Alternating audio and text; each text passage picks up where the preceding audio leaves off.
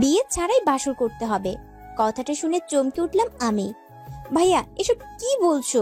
তুমি বিয়ে ছাড়াই বাসর মানে? মানেটা সিম্পল, বিয়ে হবে না বাট বাসর হবে ঠিকই। ভাইয়া, আমরা তো একে অপরকে ভালোবাসি, তাহলে আমরা কেন এই অবৈধ কাজ করব? তার চেয়ে চলো বরং বিয়ে করে ফেলি। বিয়ে করবি ঠিক আছে, কাল রেডি থাকিস, কালই আমাদের বিয়ে হচ্ছে। কবুল বলতে যাব ঠিক তখনই আদনান ভাইয়া বলে উঠলেন, আমি সামান্তাকে বিয়ে করব না। ওকে আমি ভালোবাসি না, ঘৃণা করি। আর যাকে ঘৃণা করি তাকে নিয়ে সারা জীবন কাটাবো কি করে? তাই আমি সময় থাকতে এই বিয়েটা ভেঙে দিচ্ছি।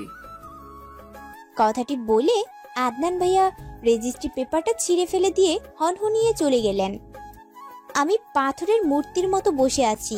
আদনান ভাইয়া আমার সাথে এমনটা কেন করলেন? উনি তো আমায় ভালোবাসতেন। কাল রাতেও তো আদনান ভাইয়া ছাদে বসে আমার কাঁধে মাথা রেখে কত গল্প করেছিলেন। আমরা কিভাবে সংসার করব না করব, কয়টা বাচ্চা নিব না নিব, এসব বলছিলেন। আর আমি ওনার এমন কথাবার্তা শুনে শুধু হাসছিলাম।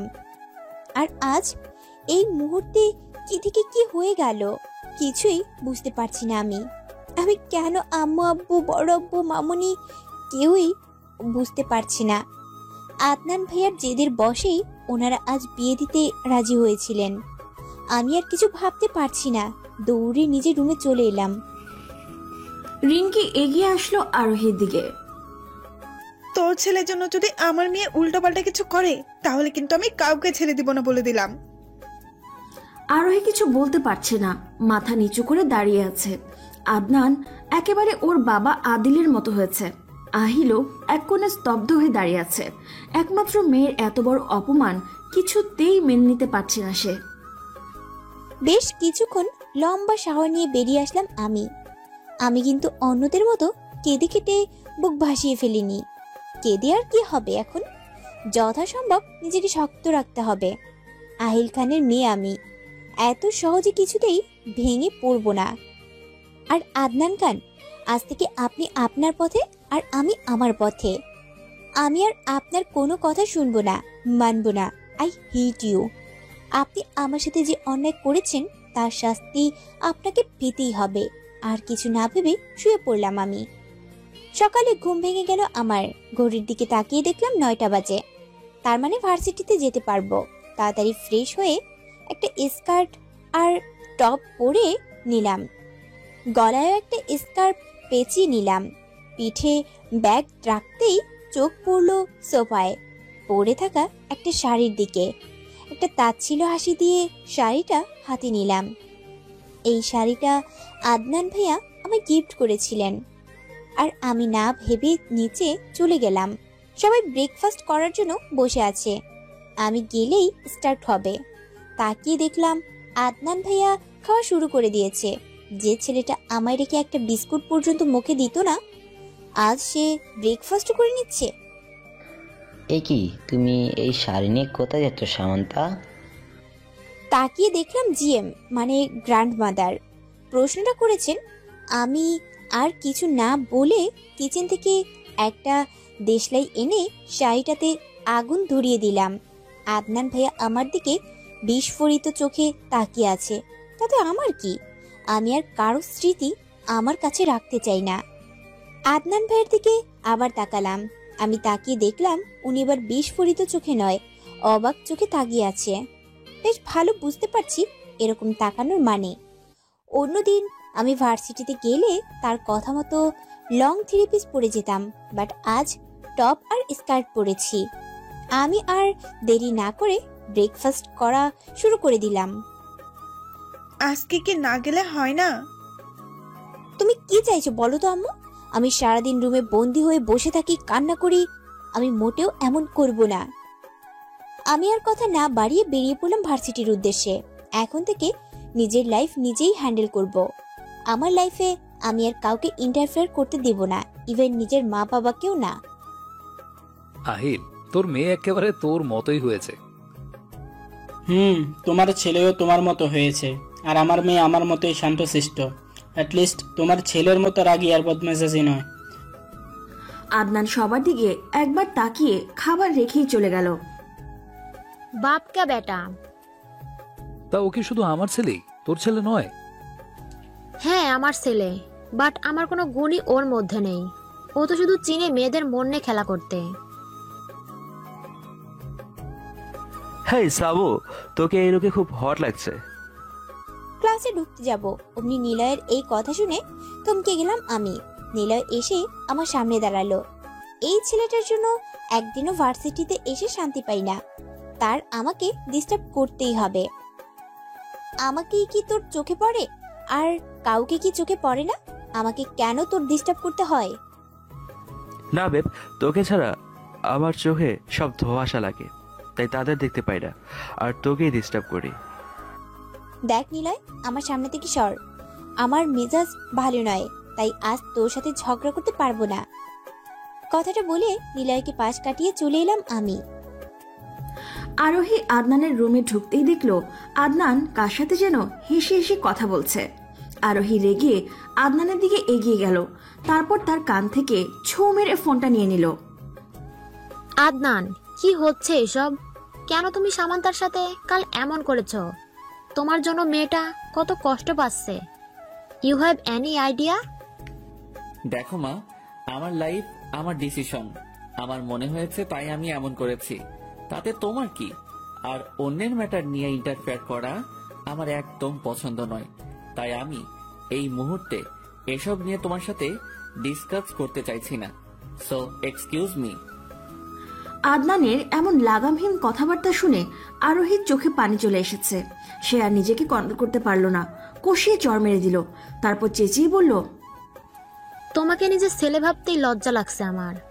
আমি মানছি তুমি তোমার বাবার মতো হয়েছো, কিন্তু তোমার বাবা তার মা বাবার সাথে এমন গলা উঁচিয়ে কখনো কথা বলেনি, কিন্তু তুমি তার ছেলে হয়েই এমন ভাবে কথা বলছো। তুমি জানো তোমার এই কথাগুলো শুনে কতটা কষ্ট পেয়েছি? তুমি তো এমন ছিলে না, তাহলে হঠাৎ এমন পাল্টে গেলে কেন? তোমার লাইফ তোমার ডিসিশন। তাহলে ঠিক আছে, আমার কাছে আর আসবে না, আর আমায় মা বলে ডাকবে না। আরেকটা কথা, সামান্তা তোমার নিজের চাচাতো বোন, তাই ওর সাথে এমন না করলেও পারতে। কথাটা বলে চোখ মুছে চলে গেল আরোহী। আদনান এখনো গালে হাত দিয়ে নিচের দিকে তাকিয়ে আছে। আদনান, তোমার মা কেঁদে এখান থেকে চলে গেল কেন? কি বলেছো তুমি তাকে? আদিলের কথা শুনে মাথা তুলে তাকালো আদনান, তাকিয়ে আবার মাথা নিচু করে নিল। আদিল আবারও এগিয়ে এসে সেম প্রশ্নই করলো। বাবা, আমি মার সাথে খুব বড় অন্যায় করেছি। আমি মাকে অনেক হার্ট করেছি। আমার মাথা ঠিক ছিল না তখন। একটা কথা কি জানো তুমি আদনান? এক সময় তোমার মাকে আমি হারিয়ে ফেলেছিলাম। তারপর অনেক খোঁজাখুঁজির পর প্রায় 2 বছর পর তোমার মাকে পাই। সেদিন তোমার মাকে হারাতে হয়েছিল শুধুমাত্র নিজের রাগকে প্রাধান্য দিয়েছিলাম বলে। তোমার মাকে খুঁজে পাওয়ার পর থেকে কোনোদিন গলা উঁচিয়ে কথা বলিনি ওর সাথে। আরোহী আমার জন্য কতটা ইম্পর্টেন্ট সেটা শুধুমাত্র আমি জানি। তোমার মাকে সবসময় নিজের ভালোবাসা দিয়ে আগলে রেখেছি আমি। আর তুমি তোমার মাকে হার্ট না করলেও পারতে। আদনানের চোখ থেকে অটোমেটিক পানি ঝরছে। সে আদিলকে জড়িয়ে ধরে কেঁদে দিল। বাবা মা কি আমায় ক্ষমা করবে? আমি আসলেই আমার বিহেভিয়ারের জন্য অনুতপ্ত। আদনান, তুমি এখন আমাকে যেভাবে জড়িয়ে ধরলে ঠিক সেভাবেই তোমার মাকে জড়িয়ে ধরে সরি বলে দিবে। দেখবে তোমার মা তোমাকে ক্ষমা করে দিবে। তোমার মায়ের মন অনেক বড়। আমি তাকে অবিশ্বাস করে বাড়ি থেকে বের করে দিয়েছিলাম, তারপরেও সে আমাকে ক্ষমা করে দিয়েছিল। মাঠে দিয়ে হেঁটে যাচ্ছি, আশ্চর্য সবাই আমার দিকে তাকিয়ে আছে। আর তাকিয়ে থাকারই কথা। এতদিন আমি লং ড্রেসের সাথে হিজাব পরে আসতাম, আর আজ টপস স্কার্ট সাথে চুল ছেড়ে দিয়ে এসেছি। বাড়িতে এসে শাওয়ার শেষ করে ছাদে গেলাম চুল শুকানোর জন্য। ছাদে পা রাখতেই আদনান ভাইয়ের কণ্ঠ আসলো আমার কানে। তাকিয়ে দেখলাম ভাইয়া গিটার হাতে নিয়ে হামনাবা মেরে গান গাইছে। এই গানটা তো আমার গাওয়ার কথা। গানের প্রতিটা লিরিক্স আমার জীবনের সাথে যায়। আমি ছাদের রেলিং ধরে মনোযোগ দিয়ে গান শুনতে লাগলাম। হঠাৎ হাসির আওয়াজ এলো আমার কানে। আমি তাড়াতাড়ি ঘাড় ঘুরিয়ে দেখলাম আদনান ভাইয়া ফোনে কার সাথে হেসে হেসে কথা বলছে আর জানু বেবি ডাকছে। আমি আর ছাদে দাঁড়াতে পারলাম না, দৌড়ে নিচে চলে আসলাম। চোখ থেকে কয়েক ফোঁটা পানি গড়িয়ে পড়ার আগেই পানিটা মুছে নিলাম। চোখের পানি অনেক দাম, আমি কেন চোখের পানি ফেলছি? রাতে বিছানায় শুয়ে আছি আমি, কিছুতেই ঘুম আসছে না। দিনে যতই নিজেকে স্ট্রং রাখি না কেন, রাত হলেই শুধু আদনান ভাইয়ের কথা স্মরণ হয়, ওনার সাথে কাটানো মুহূর্তের কথা স্মরণ হয়, আর চোখের কার্নিশ বেয়ে পানি গড়িয়ে পড়ে। উঠে বসলাম, আমি মাথাটা খুব ব্যথা করছে। এই মুহূর্তে কফি হলে খুব ভালো হতো। আমি উঠে কিচেনের উদ্দেশ্যে চলে গেলাম। হঠাৎ চোখে পড়লো আদনান ভাইয়ের রুমে দিকে পা টিপে টিপে রুমের সামনে যেয়ে দেখলাম দরজা খোলা। আদনান ভাইয়া কোথায়? পরক্ষণেই মনে হলো, আরে আমি কেন এসব ভাবছি? তাই আর দেরি না করে কিচেনে চলে এলাম। কিচেনে ঢুকতেই বড় সড়ো ধাক্কা খেলাম। আদনান ভাইয়া কফি বানাচ্ছে। আমি আর না দাঁড়িয়ে আরেক চুলায় কফির পানি বসিয়ে দিলাম। তারপর ভাইয়াকে শুনিয়ে শুনিয়ে বলতে লাগলাম, হায় আমার পোড়া কপাল, রাতে সবাই গার্লফ্রেন্ড বয়ফ্রেন্ডদের সাথে কথা বলে কাটায়, আর আমি পড়ার সাথে কথা বলে কাটাই। ইস, আমারও যদি এমন একটা বয়ফ্রেন্ড থাকতো। এই তো কি হয়েছে, হয়ে যাবে। নিলয় তো আমায় প্রপোজ করেছিল, আমিও ওর প্রপোজ অ্যাকসেপ্ট করে নিব, তারপর ওর সাথে চুটিয়ে প্রেম করব। ডাহা মিশা কথা কইছি।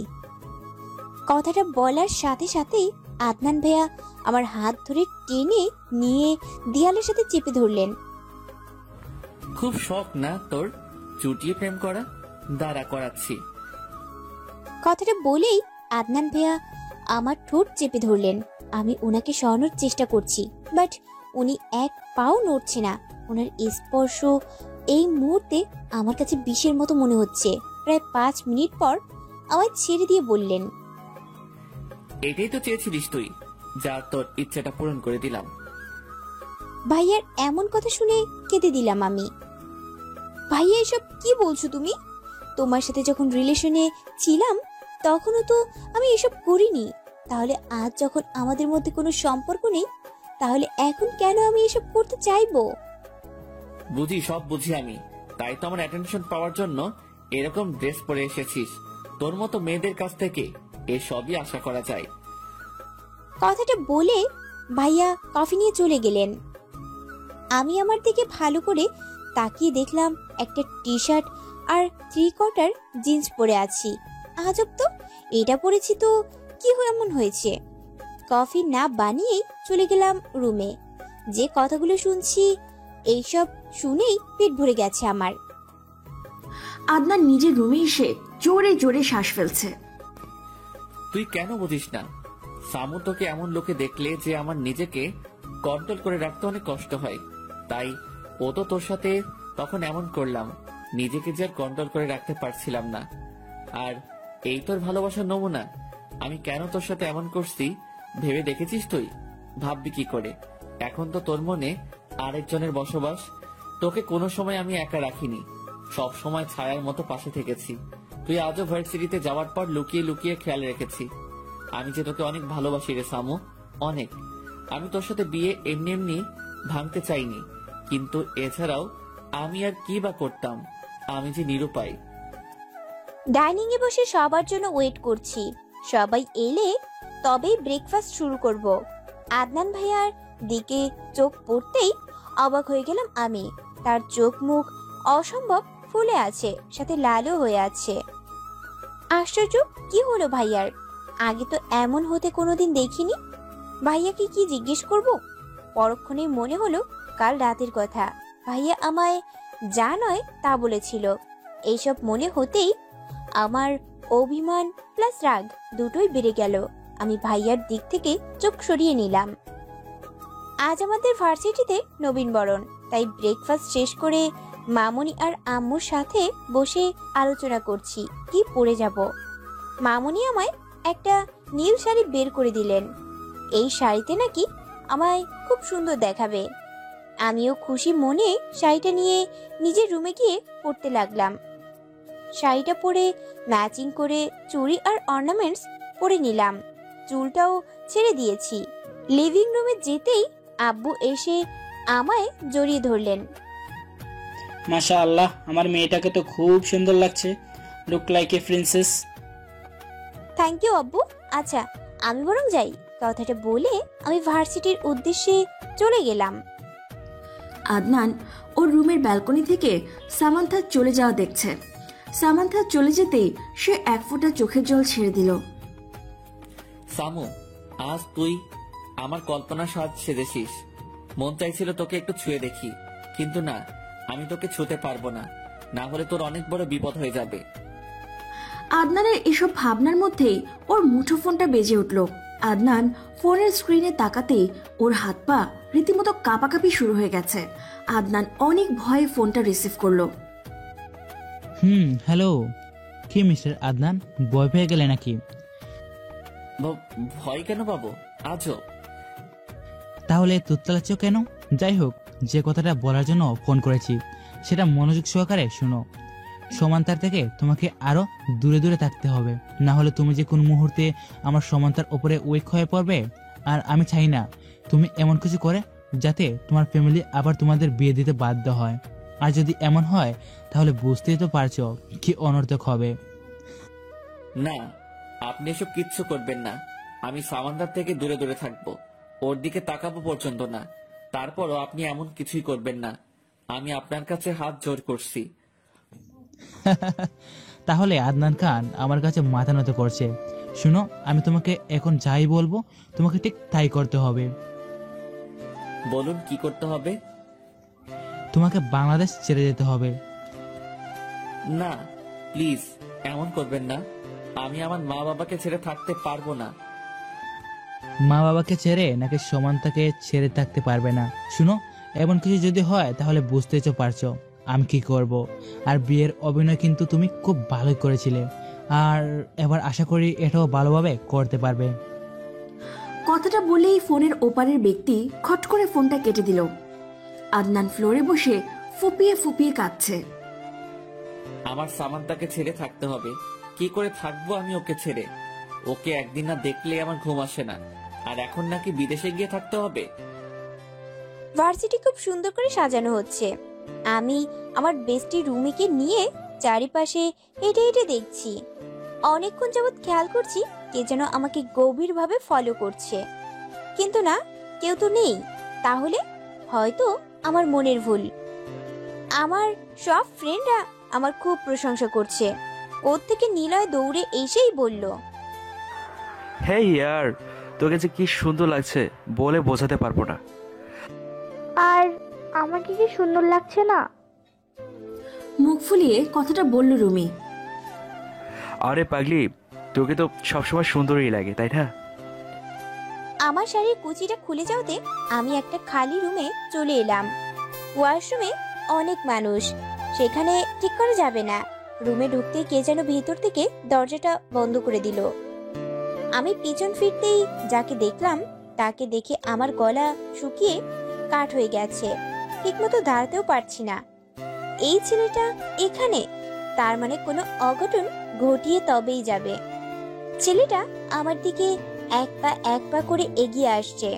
ও যতই আমার দিকে এগিয়ে আসছে ততই আমার ভয় বেড়ে চলেছে। ও আমার সাথে খারাপ কিছু করবে না তো? এই শুনছো? আরে তোমাকেই বলছি, এখনো তো আমাদের গুড নিউজটি তোমাকে দেওয়াই হয়নি। জানো, ইতিমধ্যে আমরা আরো একটি নতুন চ্যানেল ক্রিয়েট করেছি, যে চ্যানেলটির নাম দিয়েছি কোকন্স ফিল্ম। এবং এই চ্যানেলটিতে বিভিন্ন রকমের ভালোবাসার শর্ট ফিল্ম ভিডিও এবং রোমান্টিক ভালোবাসার গল্পগুলো তো থাকছে, সেই সাথে আমাদের আজব প্রেম এবং কোকন্স ডায়েরি দুইটি চ্যানেলে যে সকল ভালোবাসার গল্পগুলো আপলোড করা হয়, প্রত্যেকটা গল্পের সকল পর্ব তুমি আমাদের এই নতুন চ্যানেলটি থেকে দেখতে পারবা। ঠিক আছে? আর হ্যাঁ, তুমি যদি এখনো আমাদের চ্যানেলটি সাবস্ক্রাইব করে না থাকো তাহলে তোমার কাছে ছোট্ট একটা রিকোয়েস্ট, এই ভিডিওর ডেসক্রিপশন বক্সে অথবা আই বাটনে লিংক দেওয়া আছে, এখানে ক্লিক করে আমাদের চ্যানেলটি ভিজিট করো। যদি ভালো লাগে তোমার যদি ভালো লাগে তাহলে আমাদের চ্যানেলটি সাবস্ক্রাইব করে আমাদের সাথেই থাকো। কেমন? ধন্যবাদ, ভালো থেকো, সুস্থ থেকো, আল্লাহ হাফেজ। একি রকি, আপনি আমার দিকে এভাবে এগোচ্ছেন কেন? তুমি সত্যি বুঝতে পারছো না আমি কেন এগোচ্ছি, নাকি বুঝিয়ে দেব? দেখুন, একদম এগোবেন না বলে দিলাম, না হলে খারাপ হয়ে যাবে কিন্তু। রকি একটু পেছনে সরে দাঁড়িয়ে বলল, তাই নাকি? তো তোমার আদনান ভাইয়া বুঝি এখানে হিরোর মতো চলে এসে আমাকে মেরে তোমাকে নিয়ে চলে যাবে?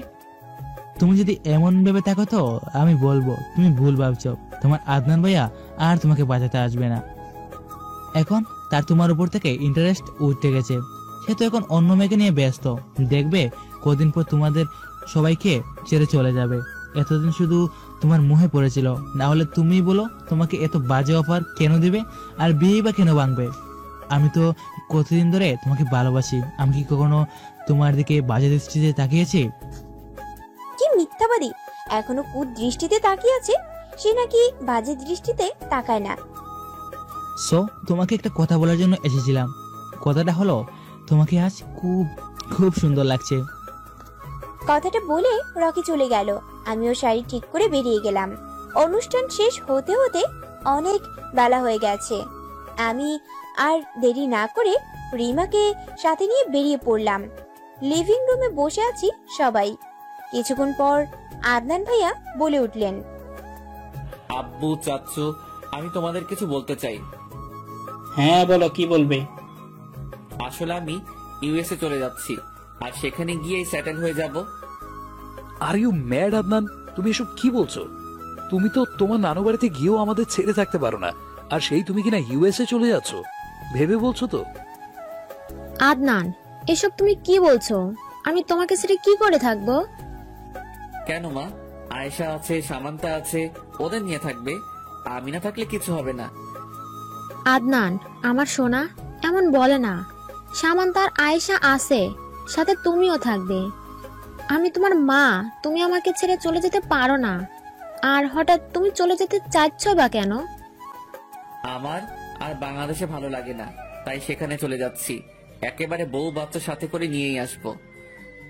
আমি আর সহ্য করতে পারলাম না, তাই আমিও বললাম, আমারও তোমাদেরকে কিছু বলার আছে। আমিও বিয়ে করতে চলেছি। মানে তুমি বিয়ে করবে? কিন্তু কাকে? রকিকে বিয়ে করব আমি। ছেলেটা খুবই ভালো, খুব ভালোবাসে আমায়। অ্যাটলিস্ট কারো মতো ঠকবাজ নয়। আদনান ভাইয়া আমার দিকে একবার তাকিয়ে চোখ নামিয়ে নিলেন। বাহ, বেশ ভালোই তো। আমি রেহানের সাথে এই নিয়ে আলোচনা করব, কেমন? আদনান দৌড়ে ওর রুমে চলে গেল। দরজা বন্ধ করে কাঁদতে থাকলো। শামু, তোর জন্যই আমি এমন করছি, আর তুই কিনা এখন এসব বলছিস? তুই জানিস ওই রকি তোর কত বড় ক্ষতি করতে পারে? তুই সমাজে মুখ দেখাতে পারবি না। আমি তোকে ভালোবাসি। তোর এত বড় ক্ষতি আমি কিছুতেই হতে দিব না। তাই আমি ওর কথা মতো চলছি। তোদের ছেড়ে চলে যাচ্ছি। তাতে যদি তোকে হারাতেও হয় তো আমি হারাবো। তারপরও আমি তোর সম্মান কিছুতেই নষ্ট হতে দিব না। আদনান চোখ মুছে কাকে যেন ফোন করলো। হ্যালো জিসান, শোন, আমি ইউএসএ কিছুদিন পরে চলে যাচ্ছি। তোকে আমার একটা হেল্প করতে হবে। হ্যাঁ বলো ভাই, কি করতে হবে? রকি চৌধুরী কোথায় যায় না যায় সেই সবকিছু তোকে ফলো করতে হবে, আর আমাকে জানাতে হবে। সে না হয় করবো, কিন্তু ভাই তুমি সামান্তাবুকে ছেড়ে চলে যাচ্ছ কেন? ওই যে বললাম, রকি চৌধুরী, ওর জন্য ও অনেক বড় সর্বনাশ করতে চলেছে আমার সামর। আর ওকে যেভাবেই হোক আমায় প্রোটেক্ট করতে হবে। কিন্তু ও তো আমায় ভুল বুঝছে। ভাই তুমি এগুলো বলছো না কেন সামান্তাবুকে? কি করব, ওই রকি এই সুযোগটাও দেয়নি। সিসি ক্যামেরা ফিট করা সামুর রুমে সেদিন মেকানিকের রূপ ধরে এসেছিল, আমি টের পাইনি। তারপর সে ওই আমায় বলল যে সামুর রুমে ক্যামেরা। আমি এটা খুলতেও চেয়েছিলাম, বাট ও আমায় থ্রেট দিয়েছে। শুধু ওর রুমেই নয়, সব জায়গায় ক্যামেরা বসানো। আর তুই তো জানিসই এই রকির কত ক্ষমতা, সব করতে পারে ও। আমি ইচ্ছে করলেই ওকে সরিয়ে দিতে পারি, বাট সামুর ইজ্জত ওর কাছে। আর তোকে একটা কাজ করতে হবে। আমি চলে যাওয়ার পর তোকেও ওর বাড়িতে মেকানিক সেজে যেতে হবে। তারপর ওর ল্যাপটপ নষ্ট করে দিতে হবে। আমি ইউএসএ নাও যেতে পারতাম, কিন্তু আমাকে তো যেতেই হবে। বাট আই সোয়ার খুব শিগগিরই ফিরে আসবো আমি। রকিকে ওর কর্মের শাস্তি পেতেই হবে। কথাটা এক নাগারে বলে খট করে ফোনটা কেটে দিল আদনান।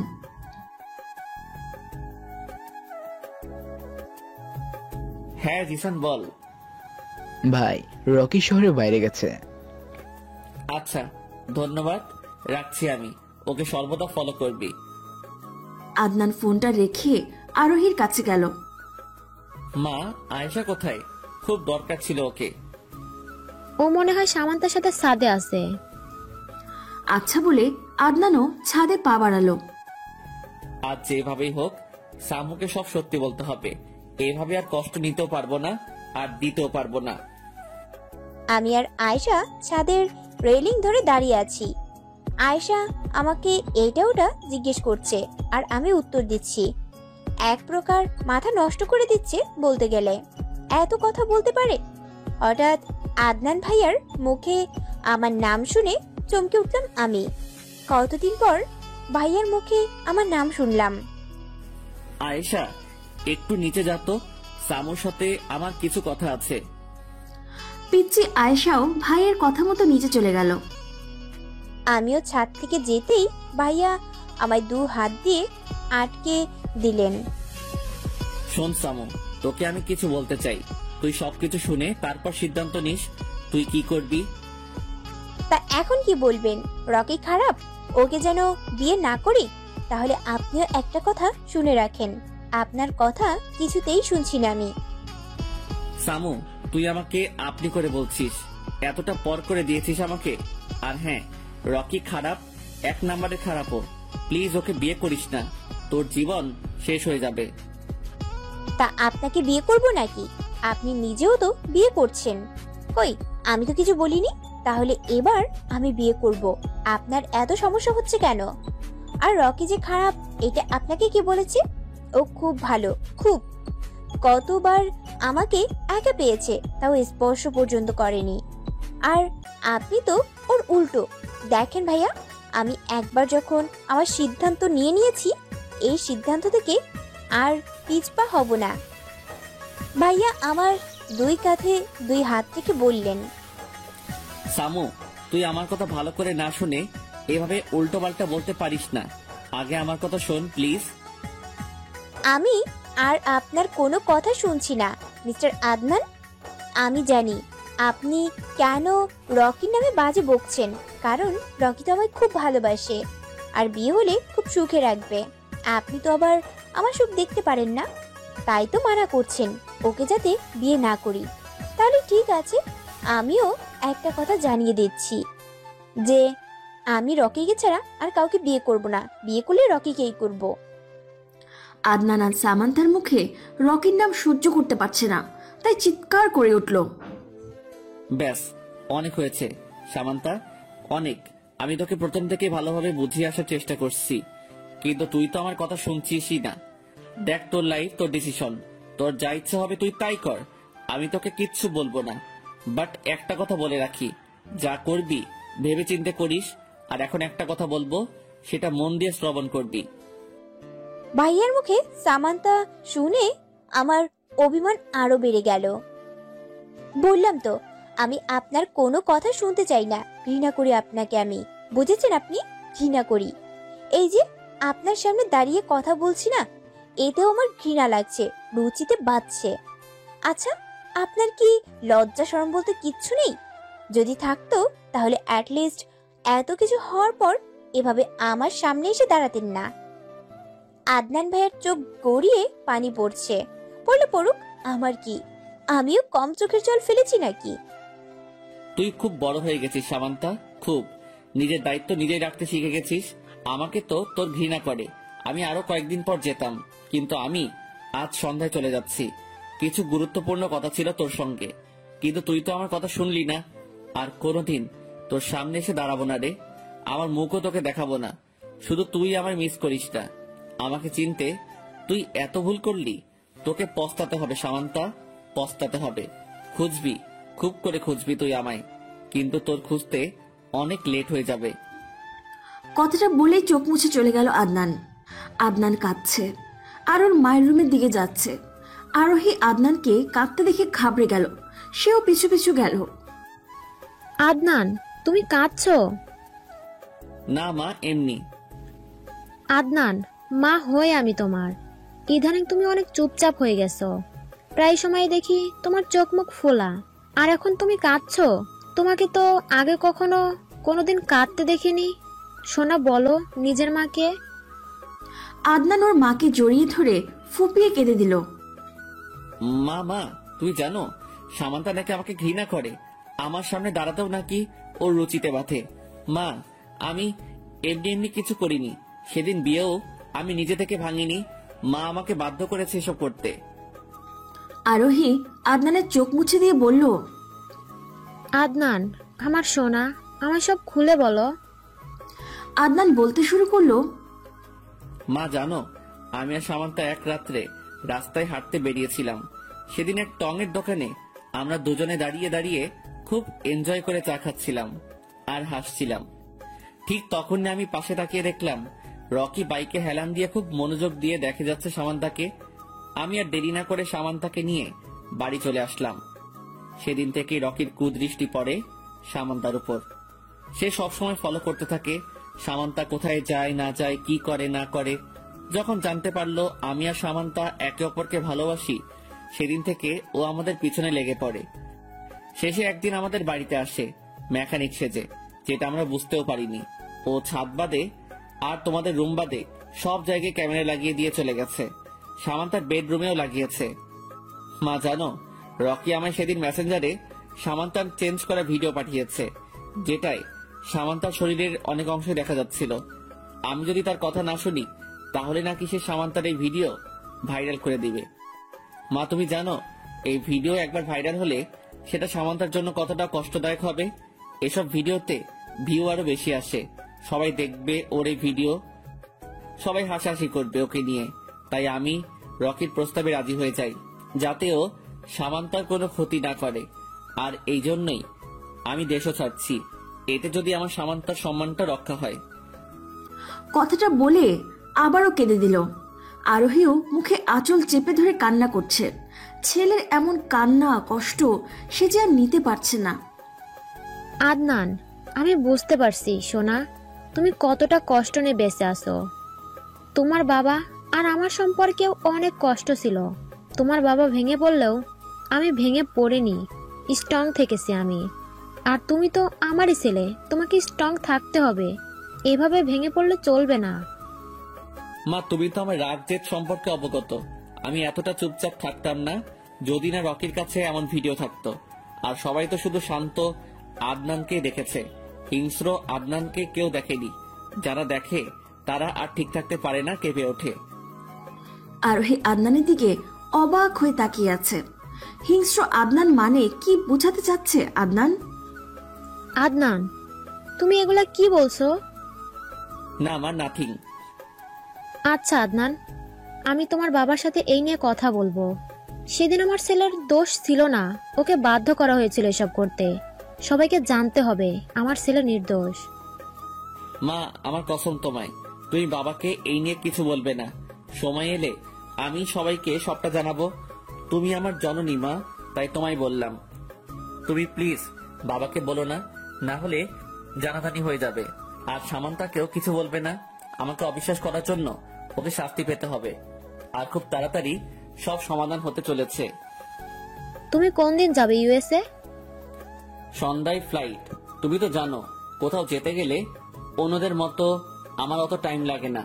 চিন্তা করো না, তোমার ছেলে খুব তাড়াতাড়ি তোমার কাছে ফিরে আসবে, তোমার কোলে মাথা রাখবে, তুমি মাথায় হাত বুলিয়ে দিবে আর গল্প করবে, আমাকে নিজের হাতে খাইয়ে দিবে, কিছু বললে মুখ ফুলিয়ে রাখবে।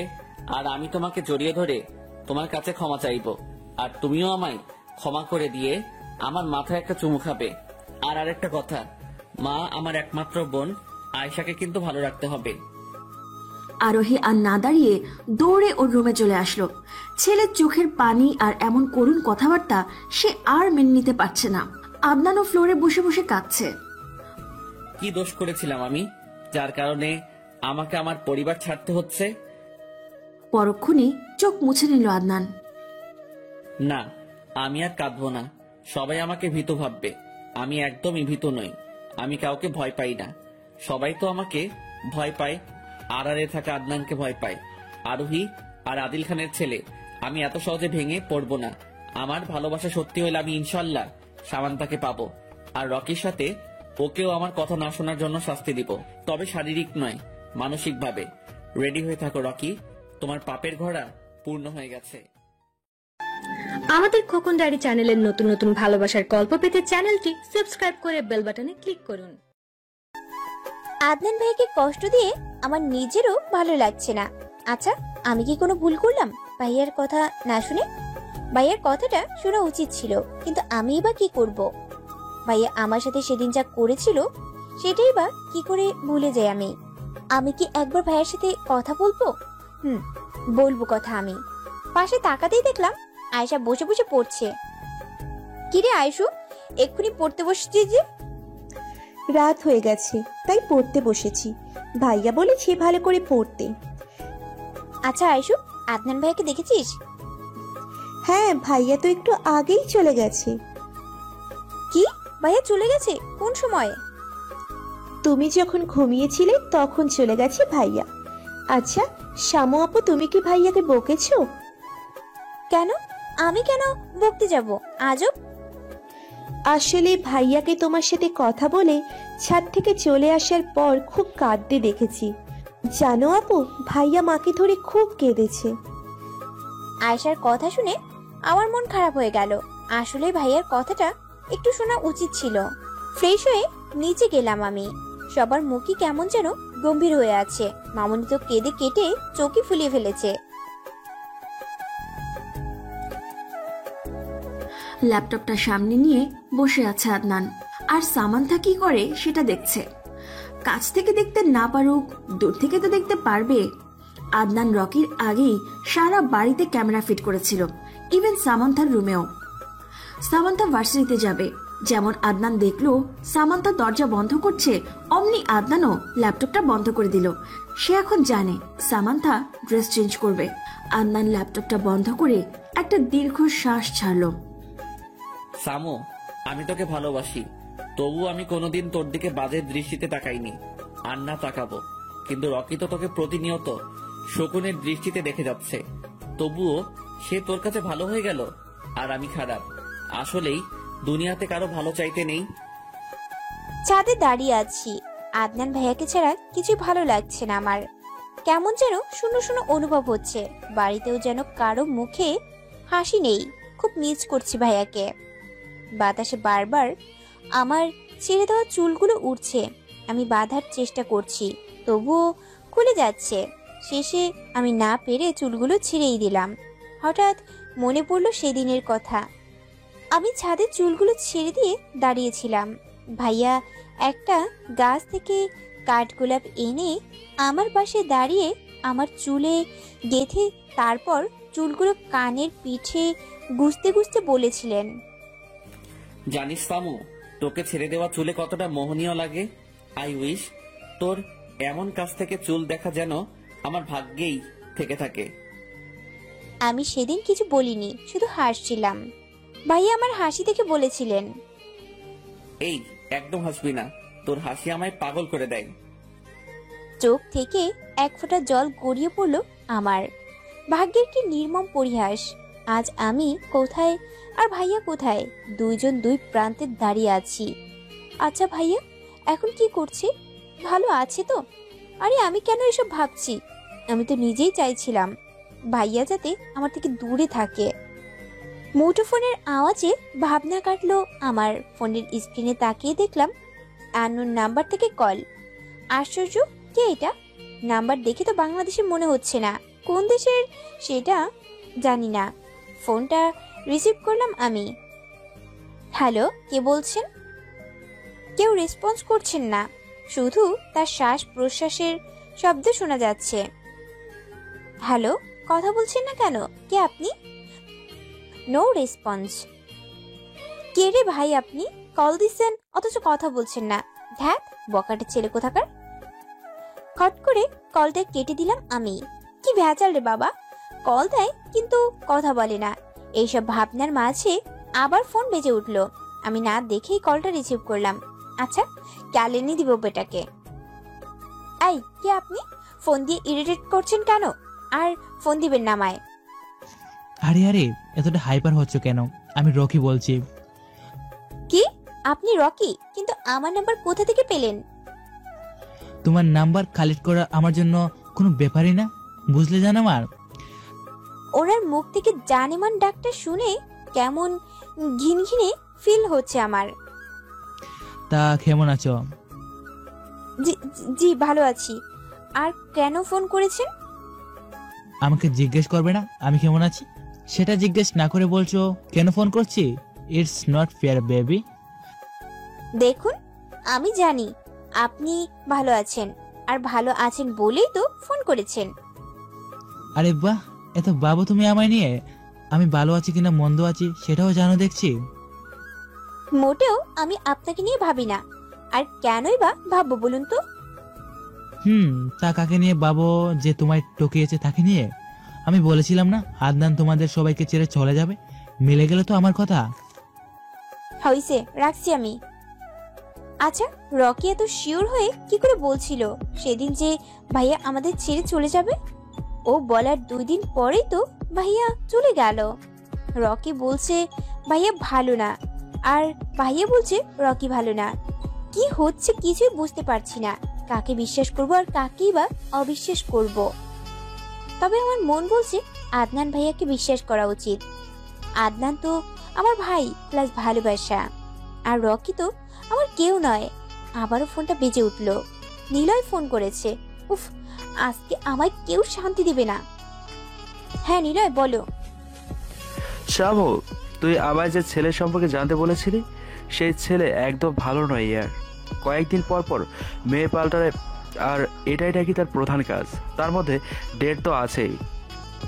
আর আরেকটা কথা, তোর ভাই নাকি সাইকো। তোদের সামনে ও যতটা নর্মাল দেখায় ও কিন্তু ততটা নর্মাল নয়। কি? আচ্ছা, তোকে এসব কে বললো? বলেছে একজন, বাট তোকে বলতে পারবো না। সে না করে দিয়েছে কাউকে যেন না বলি। আর আমিও কথা দিয়ে ফেলেছি যে আমি কাউকে কিচ্ছু বলবো না। এখন রাখছি, বাই, সি ইউ সোনা। আমি ফোনটা রেলিং এর উপর রেখে একটা দীর্ঘশ্বাস ছাড়লাম। আদনান ভাইয়া এতটা খারাপ? ছি, ওনাকে নিজের ভাই বলতেও লজ্জা করছে আমার। এই লোকটাকে ভালোবেসেছিলাম আমি। ভেবেছিলাম আদনান ভাইয়ার সম্বন্ধে একটু খোঁজ খবর নিব, তাই নিলয়কে বলেছিলাম। বাট নিলয় আমায় এইসব বলবে কোনো দিনও ভাবিনি। আর শুধু নিলয়কে অত বিশ্বাস করা যায় না। কে বলেছে ওকে এসব? আর নাম বলতেই বা বারণ করলো কেন? আমার মনে হচ্ছে আমার নিয়ে অনেক বড় কোনো খেলা হচ্ছে, বাট আমি বুঝতে পারছি না কি করব আমি। মন এক কথা বলছে, মস্তিষ্ক আরেক কথা বলছে। তারপরও প্রমাণহীন কথাবার্তা আমি একদমই বিশ্বাসী নই। যদি আদনান ভাইয়া এমন করেই থাকতেন তাহলে কোনো না কোনো ক্লু বা প্রমাণ তো নিশ্চয়ই থাকবে। আমার ভাবনার ছেদ ঘটিয়ে আবার ফোনটা বেজে উঠল। হ্যালো, কে বলছেন? একই, তুমি এখনো নাম্বার দেখোনি? আমি রকি বলছি। আপনি কেন আমায় ফোন দিয়েছেন? তোমাকে একটা কথা জানানোর জন্য। কি কথা? আদনান কতটা নিকৃষ্ট তুমি জানো? ও কতটা নীচ? এসব কে বললো আপনাকে? আর প্রমাণ ছাড়া কথা আমি একদমই বিশ্বাস করি না। ওকে ফাইন, তোমার বেডরুমে যে সিসি ক্যামেরা লাগানো আছে সেটা তুমি কি জানো? কি? আমার বেডরুমে সিসি ক্যামেরা কে লাগিয়েছে? কে আর? আদনান। এখন ভেবে দেখো সামান্তা, তোমার সব ভিডিও কিন্তু ও দেখে, কাপড় চেঞ্জ করা থেকে শুরু করে সব। আর আমার কথা বিশ্বাস না করলে তোমার রুমের বাম পাশের কোনটা চেক করো। রাখছি আমি। হ্যালো হ্যালো, দূর রেখে দিল।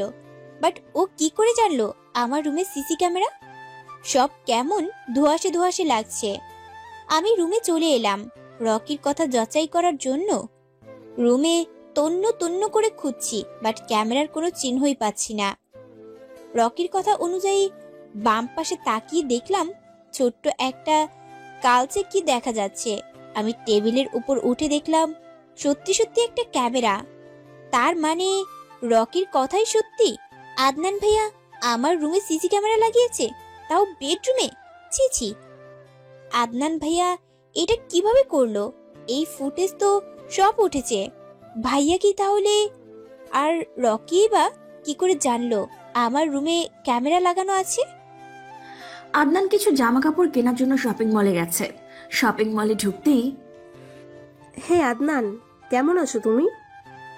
হঠাৎ মেয়ের কণ্ঠ শুনে চকিতে তাকালো আদনান। আরে জুই যে, কেমন আছো? এই তো বেশ ভালোই আছি। আদনান, তুমি তো আগের চাইতে আরো সুন্দর আর হ্যান্ডসাম হয়ে গেছো। আমি তো আবার ক্রাশ খেলাম।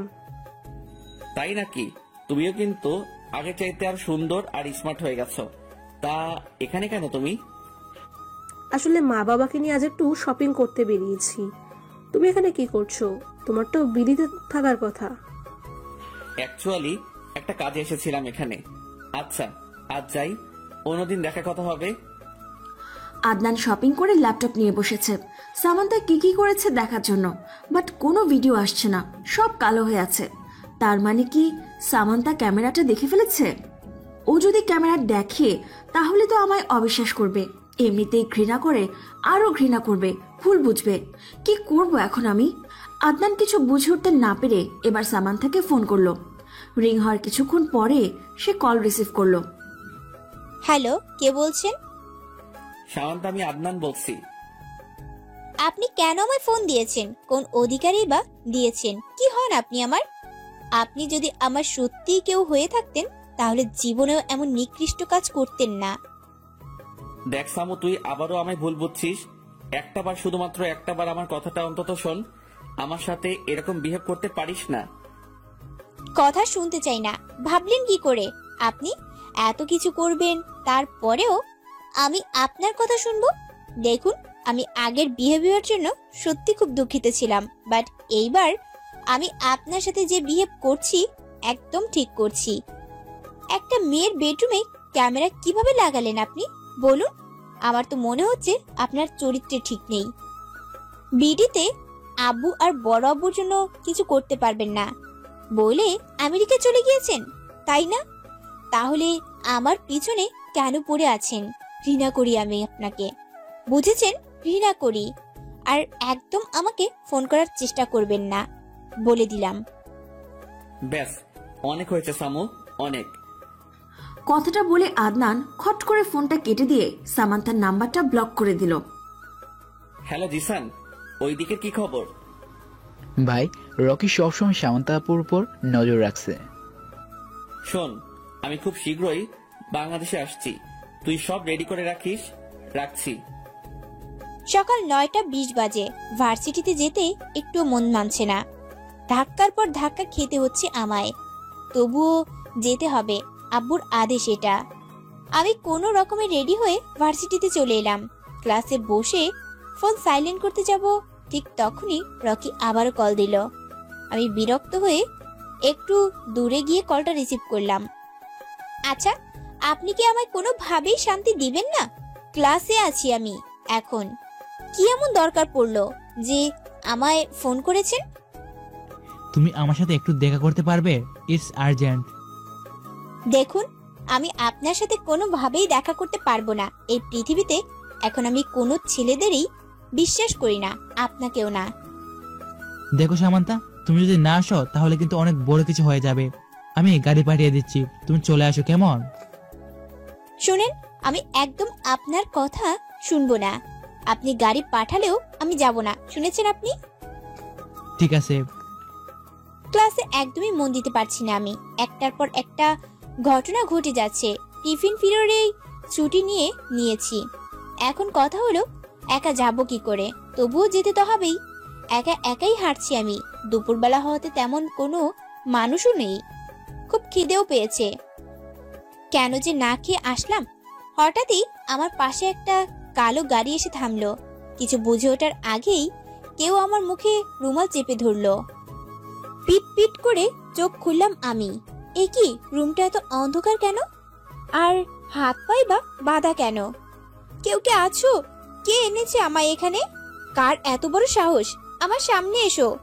রুমের লাইট জ্বালাতেই অবাক হয়ে গেলাম আমি। আমার সামনে স্বয়ং রকি দাঁড়িয়ে আছে, পকেটে 2 হাত গুজে। এ কি, আমি এখানে কেন? আর আপনি বা এখানে কেন? তুমি এখনো বুঝতে পারছো না তুমি এখানে কেন আর আমি এখানে কেন?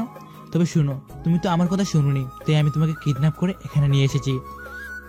কি এত দরকার আপনার আমার সাথে যে আপনাকে আমার কিডন্যাপ করে নিয়ে আসতে হলো? আমার তো আপনার সাথে তেমন কোনো দরকার নেই। আর আমাকে এখান থেকে যেতে দিন, তা না হলে কি কি করবে তুমি? আমি কি তোমাকে ছেড়ে দেওয়ার জন্য কিডন্যাপ করেছি নাকি? মানে তাহলে কিসের জন্য? আমি জানি আদনান দেশে ফিরেছে, তাই যত তাড়াতাড়ি সম্ভব তোমাকে বিয়ে করে আমার করে নিতে চাই। আমি তোমাকে আজ বিয়ে করব, আর যদি তুমি আমার বিয়ে না করো তাহলে তোমায় নিয়ে অনেক দূরে চলে যাব, আমি অনেক দূরে। এখন তুমি তাড়াতাড়ি রাজি হয়ে যাও তো। জীবনেও না, আমি আপনাকে জীবনেও বিয়ে করব না। আর আপনি বা কেন আমায় বিয়ে করতে চাইছেন? কেন, তুমি তো আমায় বিয়ে করতে চাইতেছো। তাছাড়া আমি তোমাকে খুব ভালোবাসি সামান্তা, খুব ভালোবাসি। কি করিনি তোমার জন্য, সব করেছি, সব। হ্যাঁ বলেছিলাম আপনাকে বিয়ে করব, বাট এইটা আমি সিরিয়াসলি বলিনি। আদনান ভাইকে রাগানোর জন্য বলেছিলাম। আর কি করছেন আপনি আমার জন্য? আমার জানা মতে আপনি আমার জন্য কিছুই করেননি। আর আপনি আমাকে ভালোবাসেন, এইটাই বা কি করে বিশ্বাস করব আমি? তোমাকে আর আদনানকে আলাদা করে দিয়েছি, সেটা কি কিছুই না? ভালোবাসি বলে আমি আদনানকে তোমার থেকে দূরে সরিয়ে দিয়েছি, কারণ ওকে তোমার সাথে দেখলে সহ্য হয় না আমার। মানে আপনি আমাকে আর আদনান ভাইকে? হ্যাঁ, আমি তোমাদের দুজনের মধ্যে ভুল বুঝাবুঝি সৃষ্টি করেছি আর ওকে দূরে পাঠিয়ে দিয়েছি। কিভাবে করলেন আপনি এসব? আপনি বললেন আর ভাইয়াও মেনে নিল? রকি আমার সামনে রাখা একটা চেয়ারে বসে বলল, শুনো, তবে তোমার ভিডিও দেখিয়ে ব্ল্যাকমেল করেছি। সেই ভিডিওতে তুমি কাপড় চেঞ্জ করেছিলে আর তোমার শরীরের অনেক অংশই দেখা যাচ্ছিল। প্রথমে আমি আদনানকে খুব ভালোভাবে বুঝাতে চাইছিলাম, বাট সে আমার কথা কানে নেয়নি।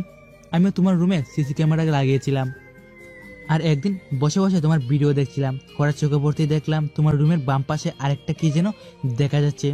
ভালো করে জুম করে দেখলাম, এটা একটা ক্যামেরা। ব্যাস, পেয়ে গেলাম ভুল বোঝানো আরেকটা উপায়। আদনান নাকি কিছুতেই তোমার ছাড়বে না। তারপর আমি ওকে বাধ্য হয়ে তোমার চেঞ্জ করার ভিডিও দেখেছিলাম আর বলেছিলাম এটা ভাইরাল করে দেব। তারপর রকি কি কি প্ল্যান করেছিল সব খুলে বলল। আমার হাত পা এখনো বাঁধা, তা না হলে এতক্ষণে চর বসিয়ে দিতাম ব্যাটার গালে। শুধু এই ভিডিও না, আর অনেক ভিডিও। এখন তুমি যদি রাজি না হও তো আমি ভিডিও সত্যি সত্যি ভাইরাল করে দেব। তুই কি ভেবেছিস আমি তোকে বিয়ে করব? আরে তোর মতো জানোয়ারের দিকে তাকালেও পাপ। তোর জন্য আমি আদনান ভাইয়াকে ভুল বুঝেছি।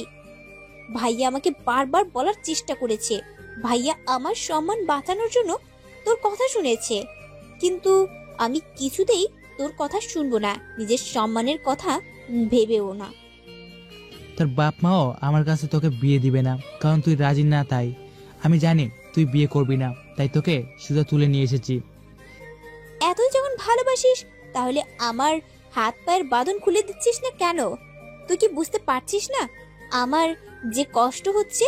ও তুই বুঝবি কি করে? তুই কি আমায় সত্যিকারে ভালোবাসিস নাকি? আমার কথা শুনে রকি এগিয়ে এসে আমার হাত পায়ের বাঁধন খুলে দিল। বাঁধন খোলার সাথে সাথেই আমি ওকে কষিয়ে চর বসিয়ে দিলাম। তোর মতো ছেলেকে কিছুতেই বিয়ে করব না আমি। কি মনে করেছিস এইসব করলেই আমি তোকে মেনে নেব? কখনো না। আমার মনে শুধু আদনান ভাইয়াই আছে, আর থাকবে। ও তোর মতো নিকৃষ্ট মানুষ আমি দুটো দেখিনি। আমাকে এখান থেকে যেতে দে বলছি। রকি রেগে তেড়ে এসে আমার চুলের মুঠি ধরলো। তোকে তো বিয়ে করতেই হবে, আর আজই। তারপর আমার চুলের মুঠি ছেড়ে দিয়ে একটা বক্স এনে আমার হাতে দিয়ে বলল, এখন শাড়ি আর অর্নামেন্টস আছে, এগুলো পরে নিবি। আমি বাজারে যাচ্ছি, এসে যাতে দেখি তুই রেডি হয়ে গেছিস। রকি বেরিয়ে গেল, দরজাটাও তালা মেরে গেছে। খিদে মরে যাচ্ছি আমি, ফোনটাও আমার হাতে নেই। ওই রকির কাছে আছে বোধহয়। আমি এই রকিকে কিছুতেই বিয়ে করব না। আদনান ভাই ঠিকই বলতো, এই রকি মোটেও ভালো না। কেন যে তখন ভাইয়ার কথা শুনলাম না? যদি শুনতাম তাহলে হয়তো আজ এই দিনটি দেখতে হতো না। কালো হুডি পরে কানে ব্লুটুথ লাগিয়ে হাতে ব্রিফকেস নিয়ে এগিয়ে আসছে আদনান। আজই সে বাংলাদেশে পা রেখেছে। হ্যালো জিসান, সামান্তার কি খবর? ভাই, সামান্তাবুকে কাল থেকে পাওয়া যাচ্ছে না। ভার্সিটি থেকে ফিরছিলেন, তারপর আর বাড়িতে যাননি। কি? আচ্ছা আমি আসছি, তুই তাড়াতাড়ি আমার বাংলোতে চলে আয়। রকি সামান্তার কিছু করেছে, আর তোকে যে বলেছিলাম ল্যাপটপ নষ্ট করতে, সেটা করেছিস? হ্যাঁ ভাই, কাল আমি রকির বাড়িতে গিয়েছিলাম, তারপর ওর মাকে বললাম রকি আমায় পাঠিয়েছে ল্যাপটপ ঠিক করার জন্য, তবে আমি নষ্ট করিনি। তাহলে কি করেছিস? ল্যাপটপ নিয়ে এসেছি। আমার মনে হয় রকি এত কাছে খেলোয়াড় নয়, ওর ফোনেও বোধহয় অনেক সিক্রেট আছে। জানি আমি। আচ্ছা রাখছি, তাড়াতাড়ি চলে আসিস।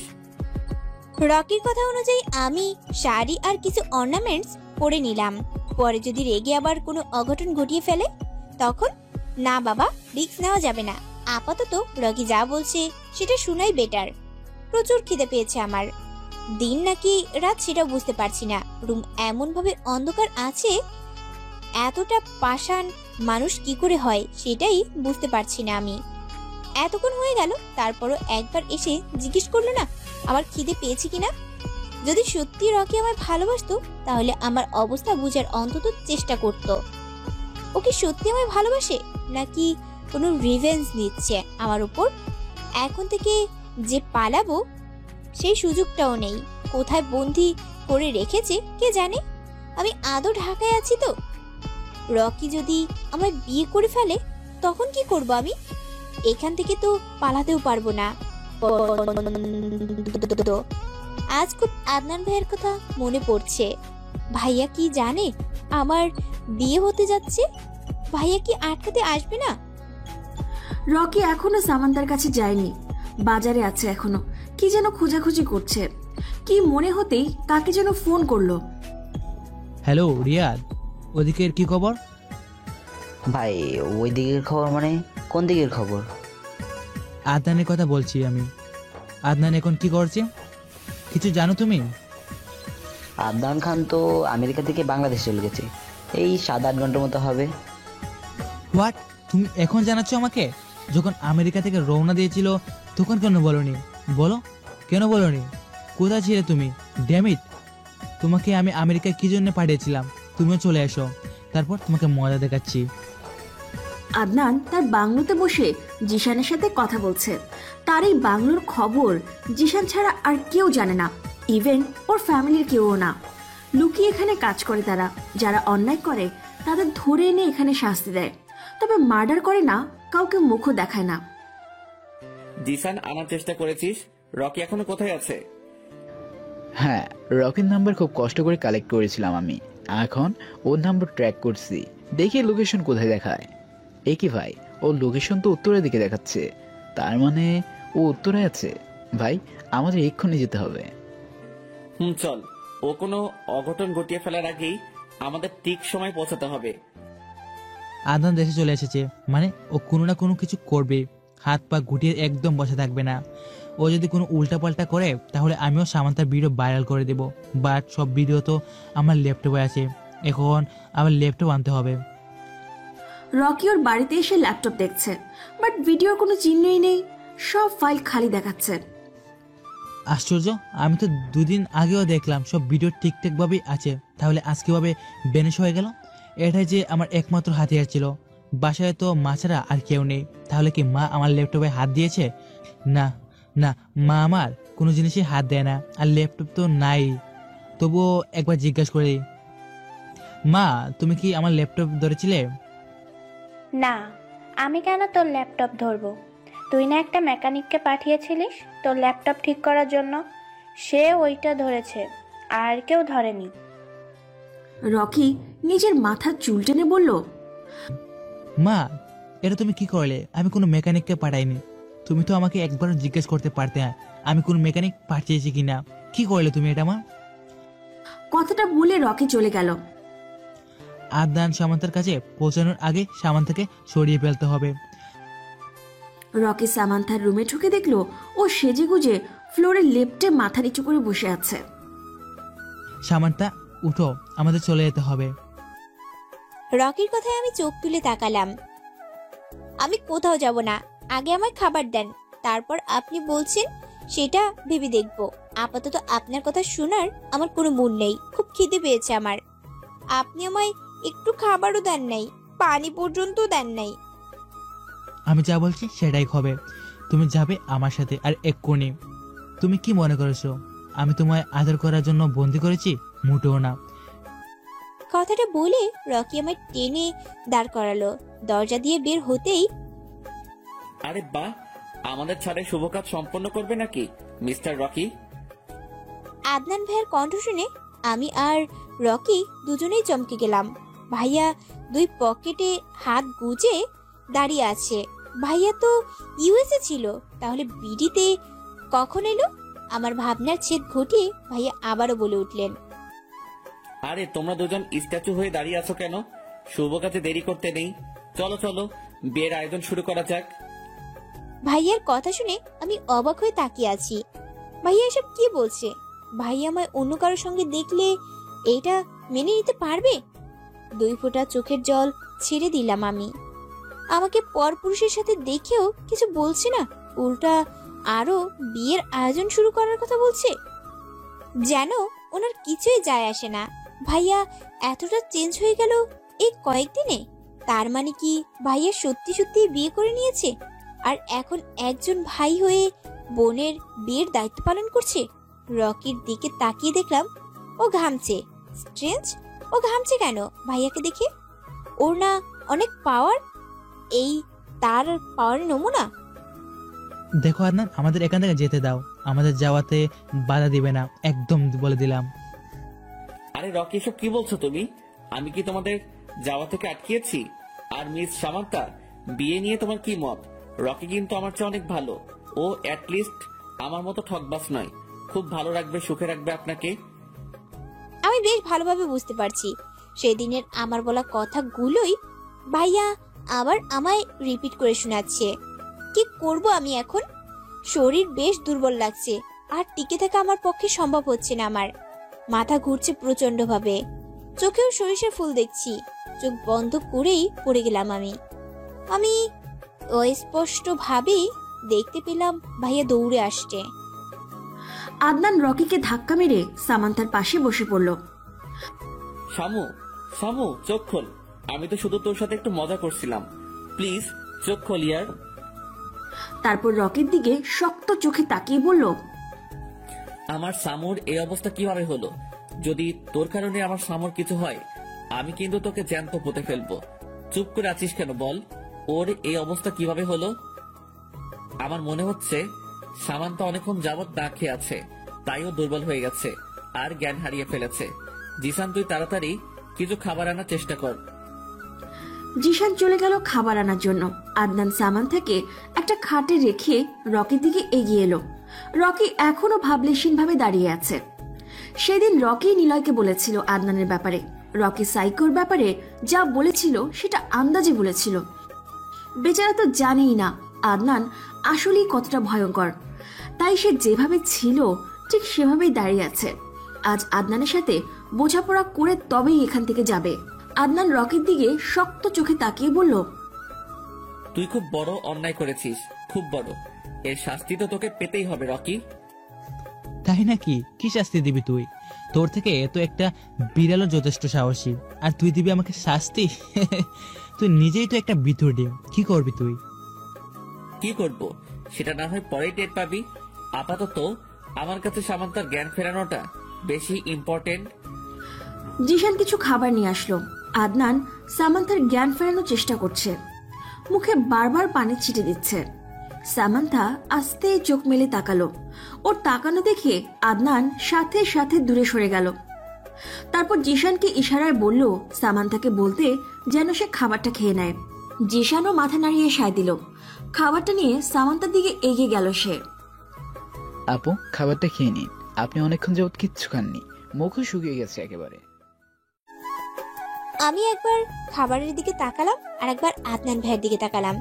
ভাইয়া দেয়ালে হেলান দিয়ে চোখ বন্ধ করে তাকিয়ে আছে, আর রকি দরজায় দাঁড়িয়ে আছে। আমি সবার দিকে একবার চোখ বুলিয়ে খাবার খেতে শুরু করলাম। অনেক খিদে পেয়েছে আমার, আগে খাই তারপর যা হবার হবে। আমি খাবার খেয়ে নিলাম, দেয়ালে মাথা ঠেকিয়ে বসে আছি। রকি আমার দিকে এগিয়ে আসলো। বেশ, অনেক হয়েছে সামান্তা, তোমার খাবার খাওয়া শেষ হয়ে গেছে, এবার চলো আমাদের সাথে। কথাটা বলে রকি আমার হাত ধরে দাঁড় করাতেই কষিয়ে চড় দিলাম ওর গালে। কি মনে করেছিস তুই তুই এসব করবি আর আমি হাসতে হাসতে তোর সাথে চলে যাব? কথাটা বলে ইচ্ছে মতো চড় বসিয়ে দিতে থাকলাম ওর গালে। আমার যত রাগ তার সব রকির গালের ওপর ঝাড়ছি। কতটা কষ্ট দিয়েছে আমাকে আর আদনান ভাইয়াকে। আদনান জিশানের কাছে গিয়ে বলল যেন সামান্থাকে বাড়িতে দিয়ে আসে, এদিকে সে সামলাবে। আদনানের কথা অনুযায়ী জিশান সামান্থাকে নিয়ে তাদের বাড়ির দিকে রওনা দিল। রকি, তোমায় আমার সাথে এক জায়গায় যেতে হবে। কোথায় যাব আর কেন যাব? আমি যেতে পারবো না। সেখানে গেলেই তুমি তোমার উত্তর পেয়ে যাবে। আর তুমি তো বলো আমি ভিতর ডিম, তাহলে আমার সাথে যেতে এত ভয় কিসের তোমার? তবে কি আমি ধরে নিব যে তুমি আমায় ভয় পাও? কথাটা শুনে রেগে গেল রকি। এক্সকিউজ মি, আমি কাউকে ভয় পাই না, আর তোমাকে তো নই। বলো কোথায় যেতে হবে? আদনান এটাই চাইছিল, কারণ এত মানুষের ভিড়ে রকিকে তুলে নিয়ে যেতে পারবে না সে। চলো আমার সাথে। আদনান রকিকে নিয়ে ওর বাংলোতে আসলো। রকির মনে অনেক প্রশ্ন জাগছে, আদনান কেন ওকে এখানে নিয়ে আসলো। আদনান রকিকে একটা রুমে নিয়ে দরজা বন্ধ করে দিল। তারপর এক পা করে রকির দিকে এগোতে থাকলো। একই আদনান, তুমি দরজা বন্ধ করলে কেন? আর এই রুম এত অন্ধকার কেন? রকির কথার মাঝেই আদনান এসে ওর নাক বরাবর একটা পাঞ্চ মারলো। রকির নাকে হাত দিয়ে আদনানের দিকে রাগী দৃষ্টিতে তাকিয়ে আছে। এই, তোমার সাহস তো কম না, তুমি আমায় মারলে। তো কি করব? জামাই আদর করবো? রকিও এগিয়ে আসলো। একজন আরেকজনকে মারছে। আদনান ক্যারাটে জানে, রকি আদনানকে তেমন আঘাত করতে পারছে না, কিন্তু আদনান একটার পর একটা করেই যাচ্ছে। রকি আর না পেরে ফ্লোরে বসে গেল। আদনান রকিকে তুলে চেয়ারে নিয়ে বসালো, তারপর সারা শরীর দড়ি দিয়ে বাঁধলো। রকি নিবু নিবু চোখে তাকাচ্ছে আদনানের দিকে। মার খেয়ে বেচারার অবস্থা শেষ। আদনান ওর সামনে বসলো, হাতে একটা ধারালো ব্লেড দেখে বড় বড় চোখে তাকালো রকি। আদনান একটা মুচকি হাসি দিয়ে রকির হাতে ব্লেডটা চালিয়ে দিল। চিৎকার করে উঠল রকি। খুব শখ তোর সামান্তাকে পাওয়ার, তাই না? এই হাত দিয়েই তো তুই ওর রুমে ক্যামেরা লাগিয়েছিলি। বল, ওর রুমে কেন ক্যামেরা লাগিয়েছিলিস?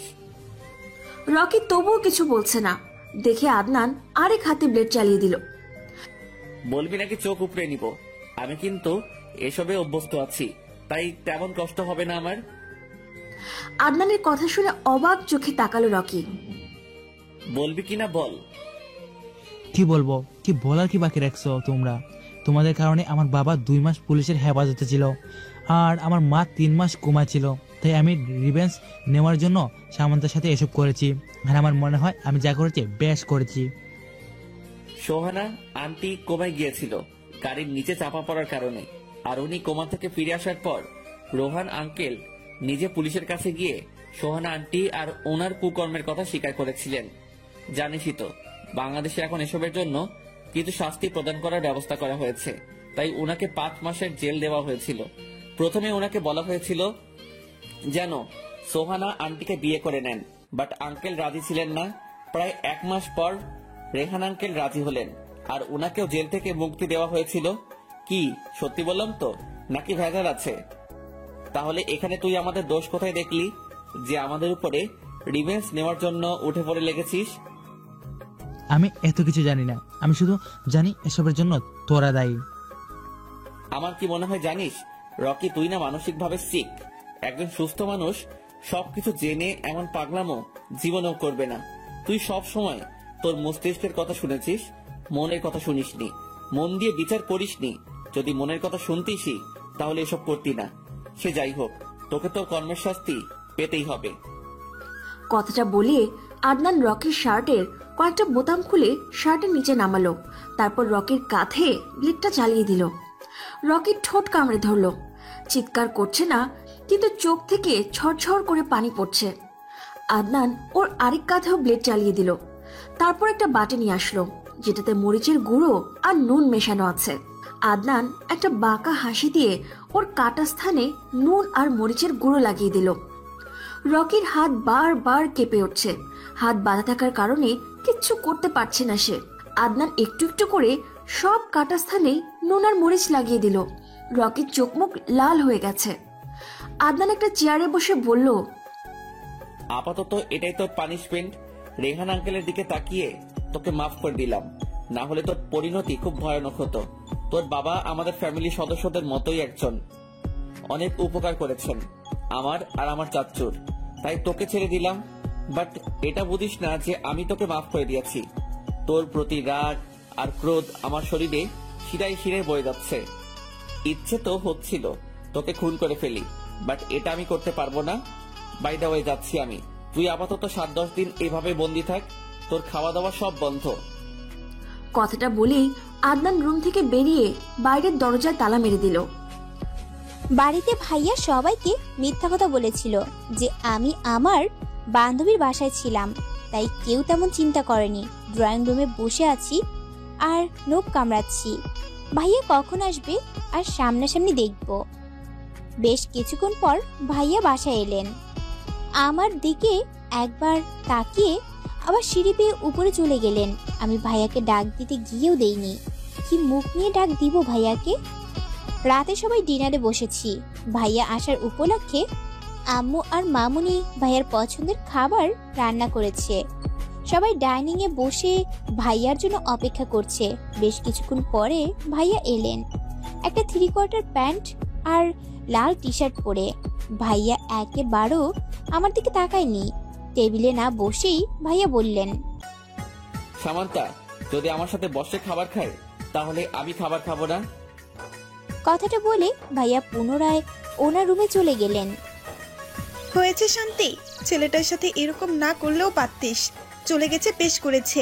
তোর সাথে এক টেবিলে বসে খাবার খাওয়ার কোনো মানেই হয় না। রিঙ্কি, এসব কি করছিস? মেয়েটা খেতে বসেছে, ওকে খেতে দে। আদনান না হয় পরে খেয়ে নিবে। ও যখন টেবিলে বসেছে তাহলে ও খেয়ে নিক না। আমি আর কিছু না বলে খাবার ফেলেই চলে আসলাম। আব্বু, বড় আব্বু, মামুনি, জিএম সবাই পিছে পিছে ডাকছে, তবু আমি না দাঁড়িয়ে চলে আসলাম। সত্যি তো, ভাইয়া আমার জন্য না খেয়ে আছে, আর আমি কি করে খেতাম? রিঙ্কি, এবার তুই শান্তি হয়েছে? নে, এবার মেয়েটাও না খেয়ে চলে গেল। কেন শুধু শুধু বকতে গেলি বলতো? রুহি দেখ, সামান্তা যা করেছে সেটা একেবারে অন্যায়।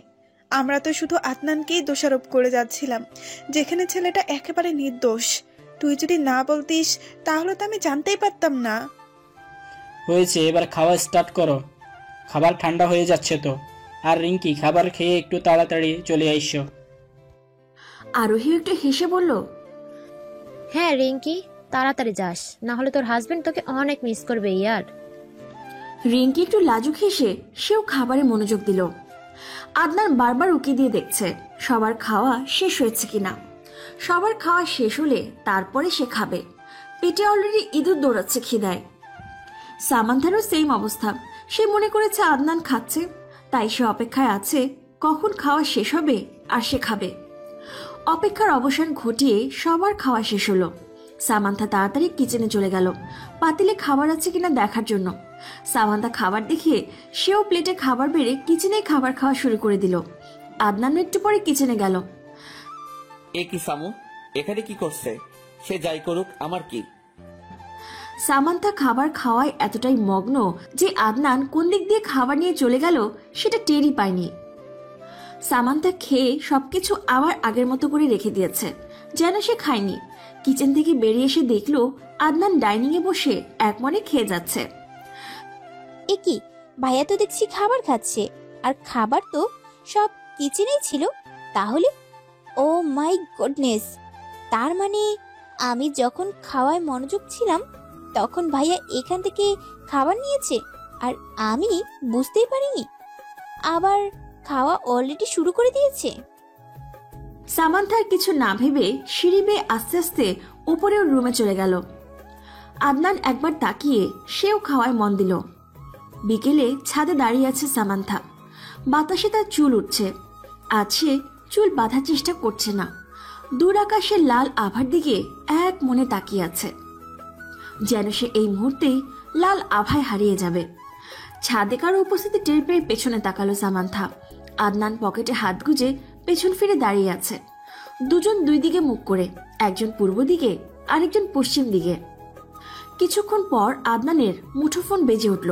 তাকিয়ে দেখলো জুই কল করেছে। আদনান একটা মুচকি হাসি দিয়ে কলটা রিসিভ করলো। সামান্থা ওর দিকে এক দৃষ্টিতে তাকিয়ে আছে, তাই আদনানের মুচকি হাসি ও চোখ এড়ায়নি। হ্যালো জুই, কেমন আছো? যদিও আমি জানি তুমি ভালো আছো। তুমি তো আমি ভালো আছি কিনা মন্দ আছি সেটাও জানো দেখছি। জানবো না তো কি করে হয়? আচ্ছা আদনান, তুমি কি এটা আমার সাথে ঠিক করেছো? বিড়িতে চলে গেছো আর একবারও বলনি আমায়। আমার কত ইচ্ছে ছিল তুমি যখন যাবে তখন আমিও তোমার সাথে যাব, তার হলো কই? অ্যাকচুয়ালি জুই একটা কাজ পড়ে গিয়েছিল, তাই তাড়াতাড়ি ফিরতে হলো, আর তোমাকেও জানাতে পারিনি। আর আমার সাথে আসনি তো কি হয়েছে? এবার চলে আসো, আমাদের বাসায় থাকবে তুমি যতদিন তোমার ইচ্ছা, আর আমি নিজে তোমায় রিসিভ করতে যাব। সত্যি? ঠিক আছে, আমি এই কয়েকদিনের ভিতরেই আসার চেষ্টা করছি। ভালো থেকো কেমন? কথাটা বলেই জুই কল কেটে দিল। আদনান সামান্থাকে জ্বালানোর জন্য ফোন কানে রেখে দিয়েছে, আর বেবি জানো এমন করছে। সামান্থা আর এক মুহূর্ত না দাঁড়িয়ে চোখ মুছতে মুছতে চলে গেল। আদনান সেদিকে তাকিয়ে একটু বাঁকা হাসি হাসলো। সামান্তা খানের জ্বলন হচ্ছে, চলো আরো ভালো করে চলো, জ্বলতে জ্বলতে শেষ হয়ে যাও। এখন কষ্ট লাগছে? আমারও কষ্ট হতো, বাট তুই বুঝিসনি। এবার দেখ কষ্ট কাকে বলে। এখন থেকে প্রতিনিয়ত কষ্টই পাবি তুই। কষ্টই হলো তোর একমাত্র সঙ্গী। আমার কথা বিশ্বাস না করার ফল এবার হাড়ে হাড়ে টের পাবি। রুমে এসে দরজা বন্ধ করে ওড়না একদিকে ফেলে হাত পা ছড়িয়ে ছিটিয়ে কান্না করছে সামান্থা। আদনান ভাইয়া এত তাড়াতাড়ি চেঞ্জ হয়ে গেল। আমেরিকায় গিয়ে গার্লফ্রেন্ডও পটিয়ে ফেলেছে। ভাইয়া তো আমায় কথা দিয়েছিল আমাকে ছাড়া আর কাউকে ভালোবাসবে না। তাহলে আজ আমি যা শুনলাম সেগুলো কি ছিল? এটা হতে পারে না। আদনান ভাইয়া শুধু আমার। তাছাড়াও মেয়েটা তো আমাদের বাসায় থাকবে। কি করব আমি? আমার সামনে ভাইয়া এই মেয়েটাকে নিয়ে ঘোরাঘুরি করবে আর আমি বসে বসে দেখব? ও গড, এটাই কি হওয়ার ছিল? আমি কেন এখনো কষ্ট পাচ্ছি? কম কষ্ট তো ভাইয়াকে দেইনি। এখন বুঝতে পারছি ভাইয়া কত কষ্ট পেয়েছিল। আমি আর ভাবতে পারছি না, মাথাটা ভালো মতোই ধরেছে।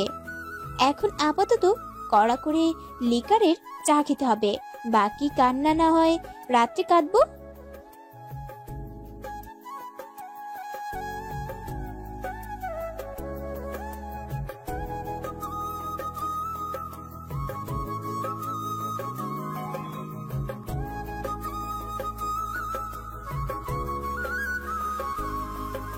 সামান্তা, আর ইউ ওকে?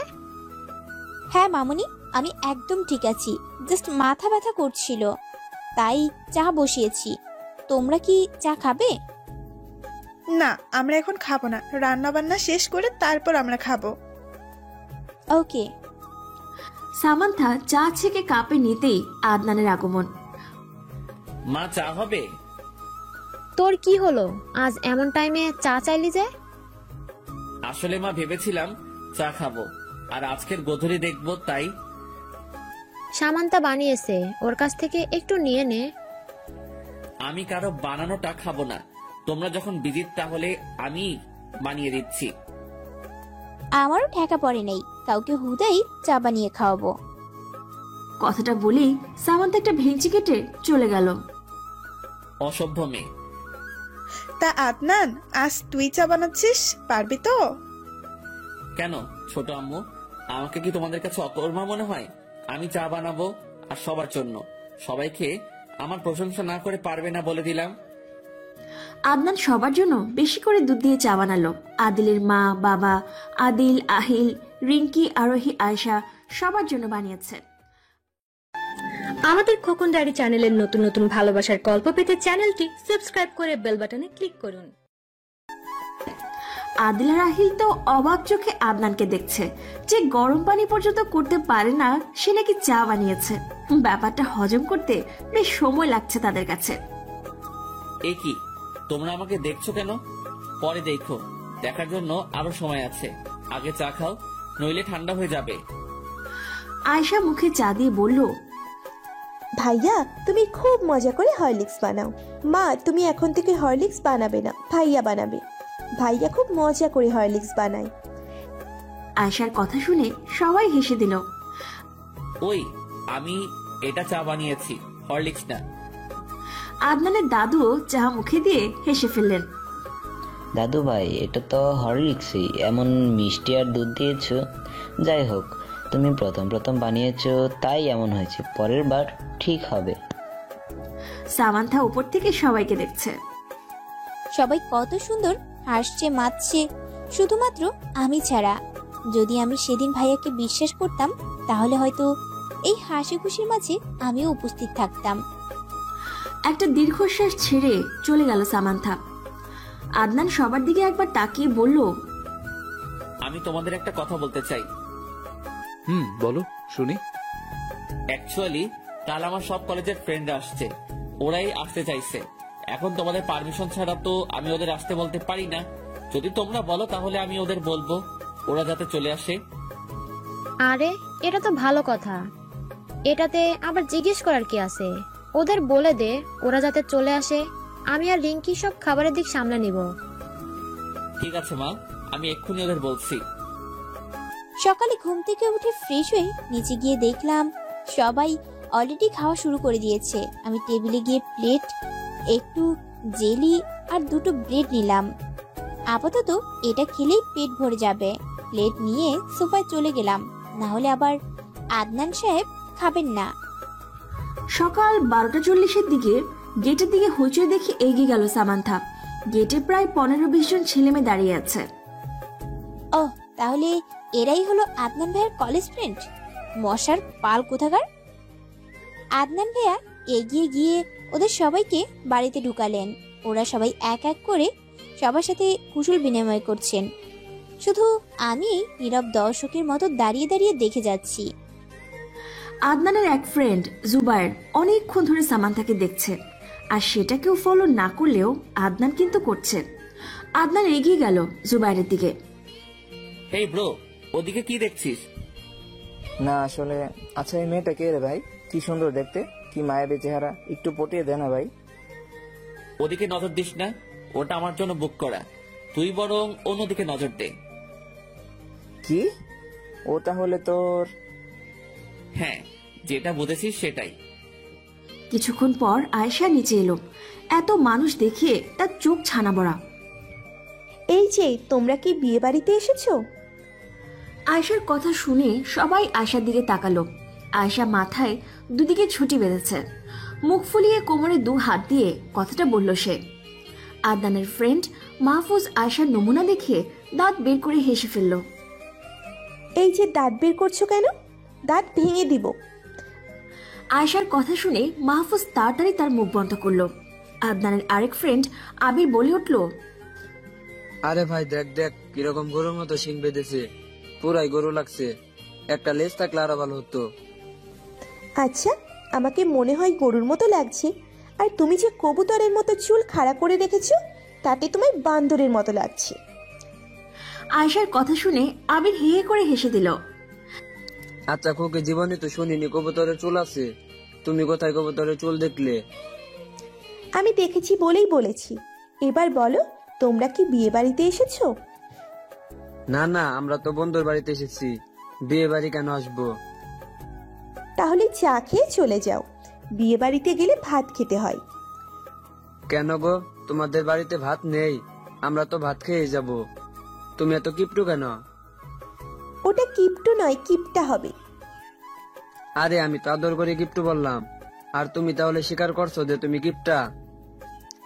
আমি মোটেও কিপটা নই, তোমরা সবাই কিপটা।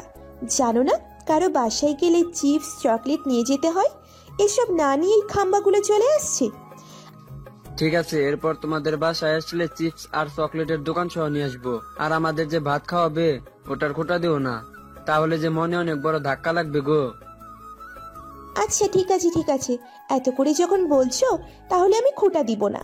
কিন্তু হ্যাঁ, এটা মনে রাখবে যে আমি কত দয়ালু, তোমাদের মতো ভিখারিদের খাবার দিয়েছি। আচ্ছা আচ্ছা, মনে রাখবো। এখন তুমি আসতে পারো। আয়শা চলে গেল। আবির আদনানের দিকে তাকিয়ে বলল, ভাই তোর বোন শেষমেশ আমাদের ভিখারি বানিয়ে দিল। আমি প্রত্যেক দিন ওর জ্বালানো সহ্য করি, এবার তোরা একটু সহ্য কর। ও একটু বেশি পাকনামি করে, কিছু মনে করিস না। আরোহী আর রিঙ্কি সবাইকে ডেকে লাঞ্চ করানোর জন্য ডাইনিং এ নিয়ে গেল। সামান্থা কিচেনেই দাঁড়িয়ে আছে। আরোহী ওকে আদনানদের সাথে বসতে বলল, কিন্তু সামান্থা গেল না। চুলা একটা পাতিল বসিয়ে দিয়ে পানি ঢাললো। নুডলস বানিয়ে খাবে সে। এ কি সামান্তা, তুমি ডাইনিং এ যাও, লাঞ্চ করবে তো? না মামনি, আমি লাঞ্চ করব না। আমার নুডলস খেতে খুব ইচ্ছে করছে, তাই নুডলসই খাবো। খাওয়ার মধ্যেই আদনানের মুঠোফোনটা বেজে উঠল। জুই কল করেছে।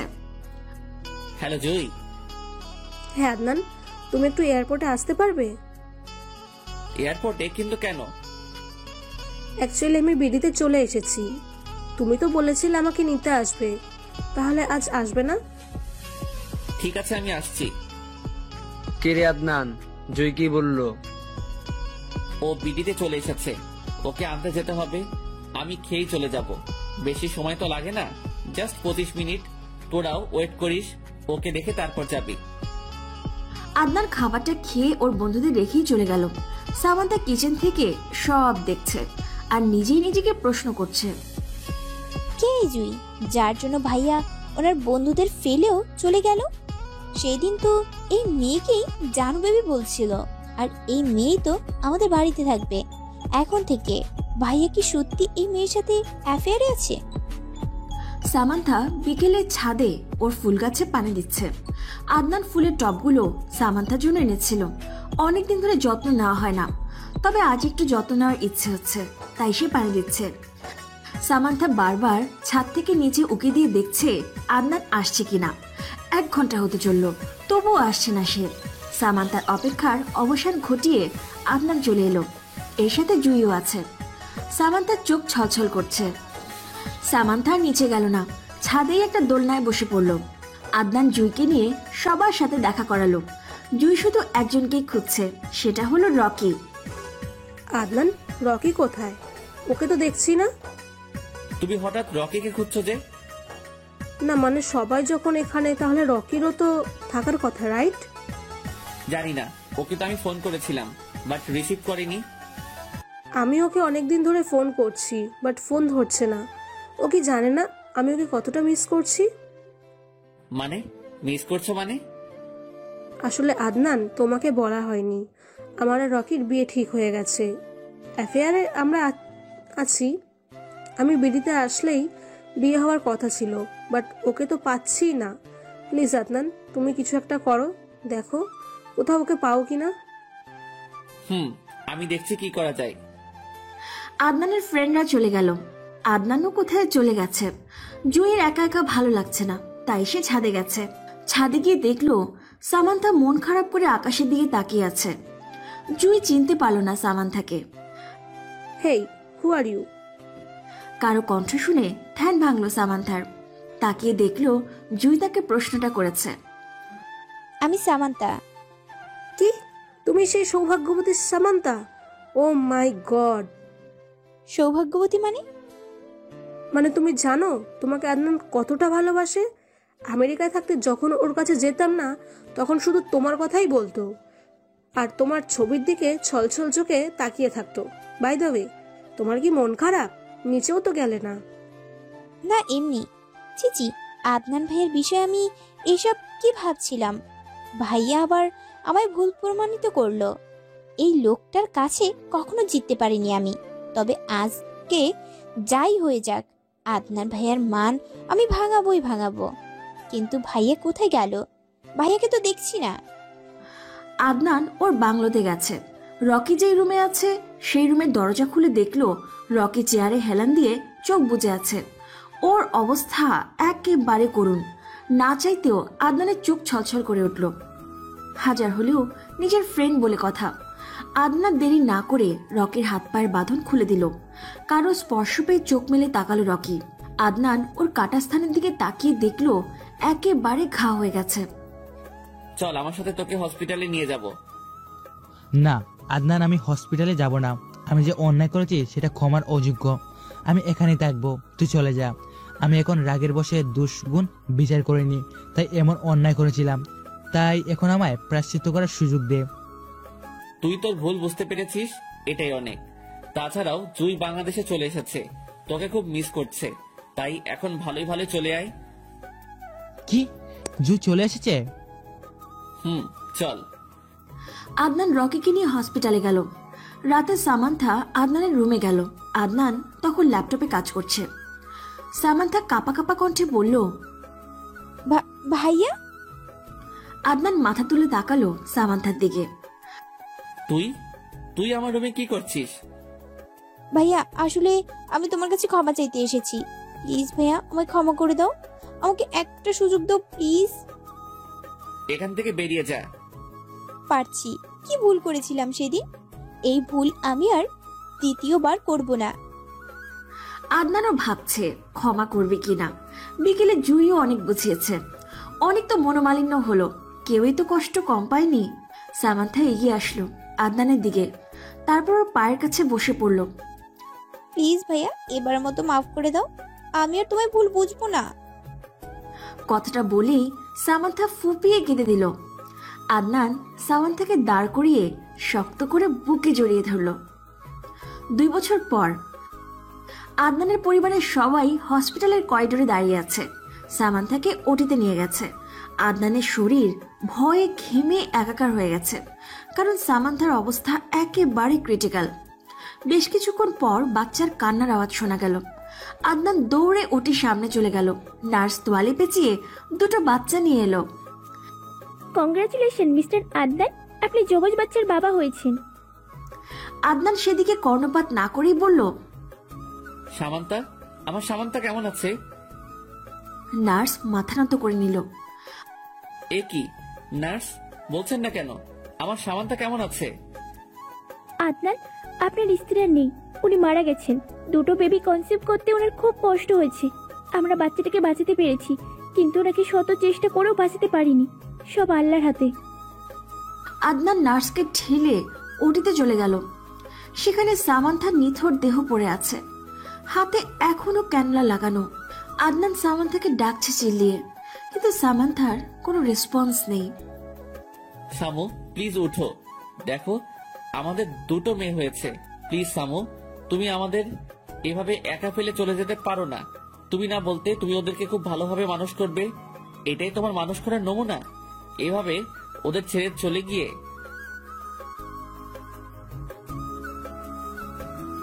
ছাদে বসে আছে আদনান, সাথে ওর মেয়েরাও আছে।